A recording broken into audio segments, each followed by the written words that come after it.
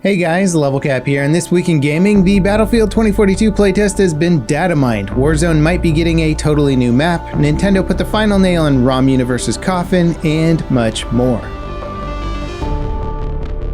Battlefield Data Miner Temporyal has uncovered information about 2042's Hazard Zone mode. Before we get into what he found, it's critical to remember that this information is not official.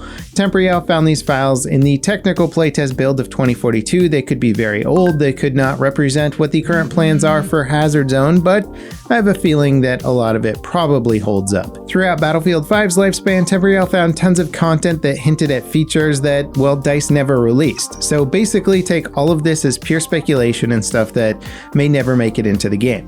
According to Temporyal, Hazard Zone will be a mix of Escape from Tarkov and Hunt Showdown. The mode will not have its own map. The playtest map Orbital has built-in support for Hazard Zone, so it doesn't appear that Hazard Zone will have some sort of custom unique map for it. As for the promo image for Hazard Zone, you start a match by inserting via Little Bird helicopter. You can purchase loadout insurance so you don't lose your gear if you die during a match. Players are tasked with collecting intel from data drives and crashed satellites. The maps all have their own points of interest, like the ammo stations and uplinks. You can request call-ins like the robot dog or ATVs here. These locations are also where you'll respawn dead teammates. AI soldiers patrol the map in vehicles, and they can call in reinforcements.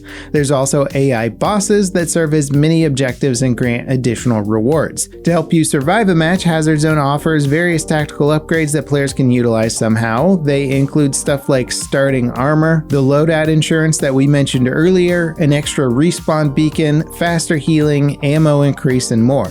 It sounds like you'll purchase these tactical upgrades using a currency specific to Hazard Zone that you'll earn through gameplay. You'll also use this currency to equip new weapons, gadgets, and other items. Players will finish a Hazard Zone map by extracting. There are multiple extraction zones scattered across the map.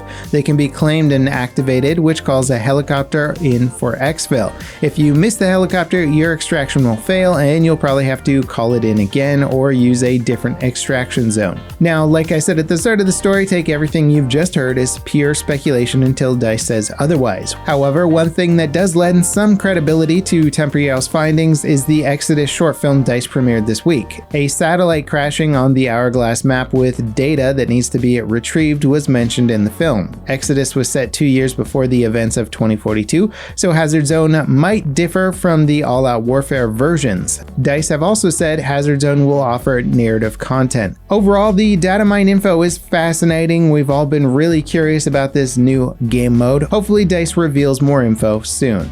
Another data miner has also uncovered a list of game modes coming with 2042. They include Conquest, Hazard Zone, and Breakthrough, all including both a standard and small size. Rush is also on the list. That said, other data miners haven't verified this list, and it's unclear how accurate it is.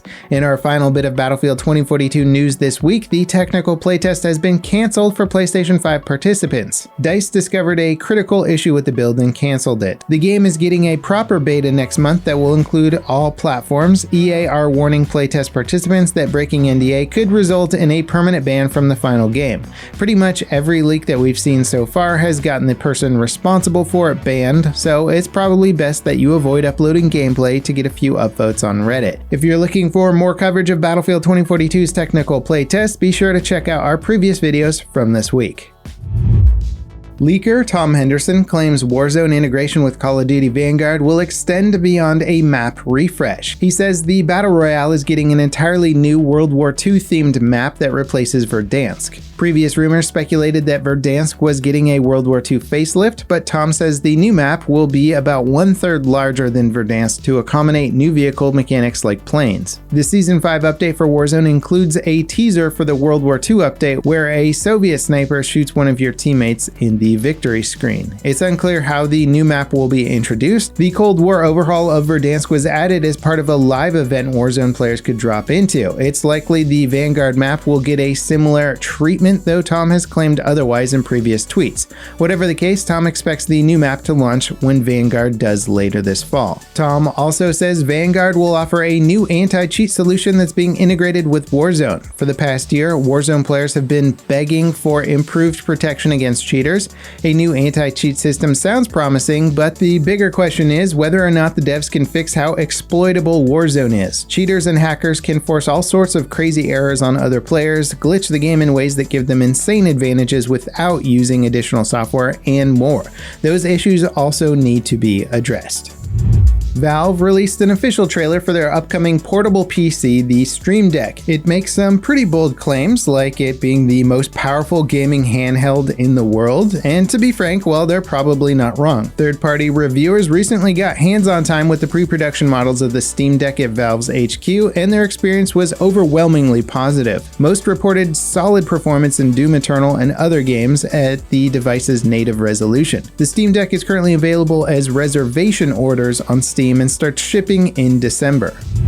Nintendo have obtained a permanent injunction against ROMUniverse. Nintendo had previously sued ROMUniverse and was awarded $2.1 million in damages. The website collected and hosted ROMs or playable disk images of Nintendo's games. While ROMs themselves aren't technically illegal, distributing them and making money off of that distribution is. At one point, ROMUniverse was making roughly $30,000 a year selling premium unlimited accounts that provided subscribers with faster downloads and no limits on how many ROMs that they could download. The site's owner seemed intent on continuing his operations despite the initial court loss. This injunction prohibits him from copying, distributing, selling, or playing unauthorized copies of Nintendo games. The judge on the case ordered ROMUniverse to destroy all of the pirated Nintendo games that they hosted as well. The social media hype saga that is Abandonded's reveal just keeps chugging on. The game is an upcoming PlayStation 5 exclusive title and is surrounded by conspiracy theories claiming it's secretly Hideo Kojima's next title. The developers recently fanned the flames by releasing a teaser image with a character wearing an eye patch like Big Boss, aka Snake from the Metal Gear games. They also finally launched an app for Abandoned that's supposed to serve as a playable demo experience. And unfortunately, things are getting off to a rough start. After downloading the app, players will find a single teaser trailer that shows a guy walking across a wooden floor and, well, that's it. The app will offer additional trailers and playable experiences soon, but the developers have encountered multiple delays just getting the app released. Until they add more content to the app, it doesn't seem worth the effort to download. Abandoned doesn't yet have a release date. Before we get to our final story this week, I just wanted to say thanks for tuning in. We'll be back on Monday with a new video. In the meantime, check out our social media for breaking news and updates.